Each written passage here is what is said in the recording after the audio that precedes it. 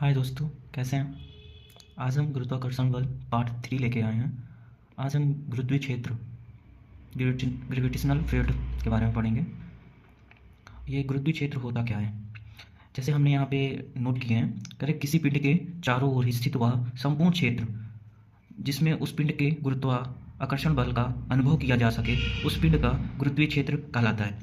समझेंगे तो हमने जैसे पिछली क्लास में देखे थे कि हमने कहा था पृथ्वी पर स्थित पृथ्वी पर स्थित संपूर्ण चीज़ ये संपूर्ण पिंड या फिर संपूर्ण पिंड एक अपना आकर्षण बल लगाती हैं एक दूसरे पे, तो उसी गुरुत्वाकर्षण बल कहते हैं। तो बस उसी तरह इसमें कह रहे हैं किसी पिंड, माना ये कोई पिंड है, ये एक पिंड है एम द्रव्यमान का, ये पृथ्वी पर स्थित है। कह रहे किसी पिंड के चारों ओर स्थित हुआ संपूर्ण क्षेत्रफल, ये इस पिंड के ये क्षेत्रफल है। ये देखिए इतना, ये पिंड के चारों ओर वह संपूर्ण क्षेत्रफल है जिसमें उस पिंड के गुरुत्वाकर्षण बल का अनुभव किया जाए। इस पिंड के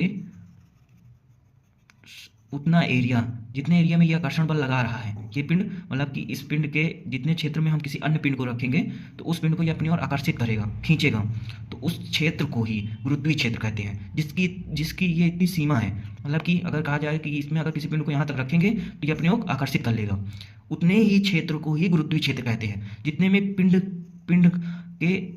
के जितनी भी दूरी पर अन्य पिंड को रखेंगे उसको आकर्षित करेगा, उसी को गुरुत्वीय क्षेत्र कहते हैं। गुरुत्वीय क्षेत्र की तीव्रता कहते हैं। अब देखेंगे गुरुत्वीय क्षेत्र की तीव्रता, इंटेंसिटी ऑफ ग्रेविटेशनल फील्ड।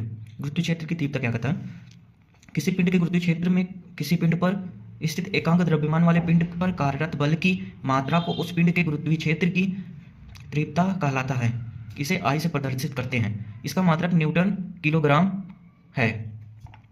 अब देखेंगे गुरुत्वीय क्षेत्र की तीव्रता क्या होती है। कह रहा है किसी पिंड के गुरुत्वीय क्षेत्र के किसी बिंदु पर एकांक स्थित द्रव्यमान पिंड पर कार्यरत बल की मात्रा उस पिंड के गुरुत्वाकर्षण बल कहलाता है। जैसे ये पिंड है, ये पिंड का क्षेत्र है, ये एक पिंड का क्षेत्र है, मतलब कि इस एरिया में अगर अन्य पिंड को हम रखेंगे तो इस पिंड द्वारा इस पिंड में बल कार्य करेगा, यही क्षेत्र है। तो कह रहा है जो बल कार्यरत है, जैसे माना कि ये एक कैपिटल एम द्रव्यमान का पिंड है, इसका इतना एरिया है, इस एरिया के अंदर एक और हम पिंड रख दिए उसको स्मॉल एम द्रव्यमान का, और इस तो जो ये पिंड इस पर बल लगाएगा, आकर्षित करेगा अपने यहाँ, तो वो बल क्या है, एफ है। तो कह रहा है कार्यरत बल जो इसके द्वारा बल लगाया जाता है उसी बल को ही गुरुत्वीय क्षेत्र की तीव्रता कहते हैं, इसे ही हम आई से प्रदर्शित करते हैं।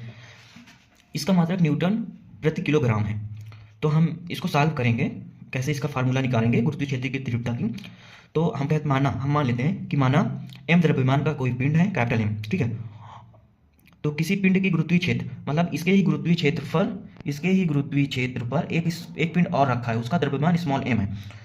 द्रव्यमान वाले पिंड पर एफ बल आरोपित करता है, ये बल लगा रहा है इस पिंड पे, एफ बल लगा रहा है, समझ में आया। एफ बल लगा रहा है। तो वही गुरुत्वीय क्षेत्र की तीव्रता क्या है, फार्मूला क्या कहता है, गुरुत्वीय क्षेत्र में स्थित पिंड पर आरोपित बल अपान पिंड का द्रव्यमान। तो गुरुत्वीय क्षेत्र में स्थित पिंड पर आरोपित बल जो है वो कितना है, आरोपित बल, इस पर आरोपित बल एफ है, और द्रव्यमान कितना है, ये स्मॉल क्षेत्र में जो पिंड हम माने हैं वो स्मॉल एम है। तो I equal to F upon small M, Newton प्रति किलोग्राम। फिर स्मॉल कह रहा है कैपिटल एम द्रव्यमान वाले पिंड से आर दूरी पर, मतलब कि इसकी डिस्टेंस दूरी आर है, मतलब कि ये गुरुत्वीय क्षेत्र पे पिंड के ये इसकी दूरी के बीच की दूरी आर है, स्मॉल आर। तो कह रहा है स्मॉल दूरी पर स्थित एम द्रव्यमान वाले एक अन्य पिंड पर आरोपित गुरुत्वाकर्षण बल एफ है। गुरुत्वाकर्षण बल का फार्मूला हम पढ़े थे, m equal to capital G m1 m2 upon are square. तो यहाँ पे देख लो f हो गया कैपिटल जी, यहाँ पे m, यहाँ m1 की जगह पे ये हमारा कैपिटल m, m2 के जगह पे स्मॉल m अपॉन आर दूरी। तो एक हम फार्मूला ये निकाले हैं I equal to F upon m, तो ये वाला फार्मूला को हम यहाँ रख देंगे। यहाँ पे जब रखेंगे देखो I equal to capital G capital M small m r square upon small m, इसके नीचे एक करेंगे, ये यहाँ चला जाएगा, ये यहाँ चला जाएगा, ये स्मॉल एम कट जाएगा, तो हमारा फार्मूला न्यू निकल के आएगा I equal to capital M upon are square. यही गुरुत्वीय क्षेत्र की तीव्रता है।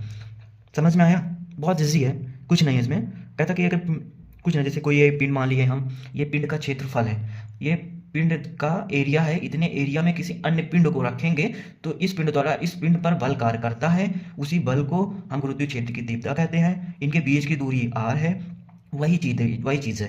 ई छेद पे स्मॉल एम कर दिया तो गुरुत्वीय छेद पर स्थित पिंड पर आरोपित बल अपान पिंड का द्रव्यमान, यानी कि small capital I F equal to small M Newton प्रति किलो। फिर कहता है एम द्रव्यमान वाले पिंड की आर दूरी पर स्थित एम द्रव्यमान वाले एक अन्य पिंड पर आरोपित गुरुत्वाकर्षण बल F capital G capital M upon small m upon are square. ये हम देखे थे, ठीक है, इसको देखे थे हमने। इसको गुरुत्वाकर्षण बल पे एक फार्मूला हमने पिछले क्लास में देखे थे ना, F equal to capital G m1 into m2 upon are square. तो वही है। तो यहाँ पे जो m1 है, m1 के स्थान पे यहाँ पे कैपिटल M है और m2 के स्थान पे स्मॉल m है अपान आर स्क्वायर है। तो यहाँ पे फार्मूला में हम f है, f का मान रख देंगे, ये f का मान है, f का मान रख देते तो स्मॉल m कट जाएगा तो equal to I equal to capital G और capital M upon are square. ये हमारी गुरुत्वीय क्षेत्र की तीव्रता का एक नया फार्मूला निकल के आ गया। Okay guys, thank you. मैं समझ रहा हूँ आपको समझ में आया होगा।